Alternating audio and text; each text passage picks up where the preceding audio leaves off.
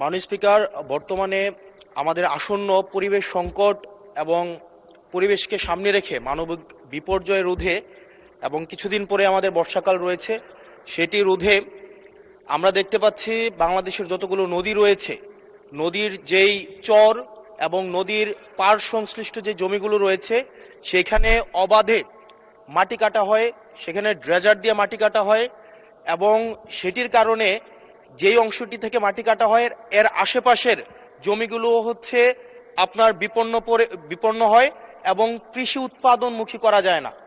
যার ফলে যেটি হয়, আমাদের বন্যার সময় যে নদীর পার যেগুলো রয়েছে সেগুলো ভেঙে যায় এবং বন্যার সময় আমরা হচ্ছে যে ক্ষতি হয় সেই ক্ষতিটি 2 গুণ বা 3 গুণ বেড়ে যায়।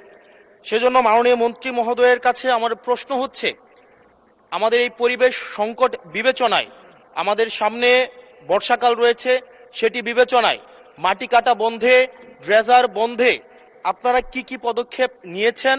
এবং দেখা যায় একটা মামলা দেওয়া হলে একদিনের মধ্যে কোর্ট থেকে জামিন নিয়ে আবার তাদের মাটি কাটা ব্যবসা শুরু করে দেয়।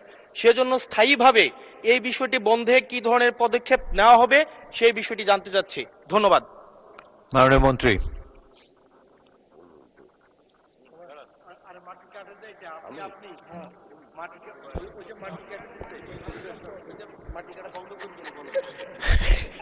মাননীয় স্পিকার, আপনাকে ধন্যবাদ।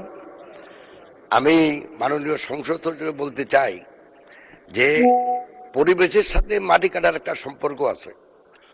সেটা শুধু উনি যেখানে বলতে সেখানে না, আমাদের ইটভাটা তো মাটি কাটা হয় যেটা আমাদের উর্বর জমি নষ্ট করে।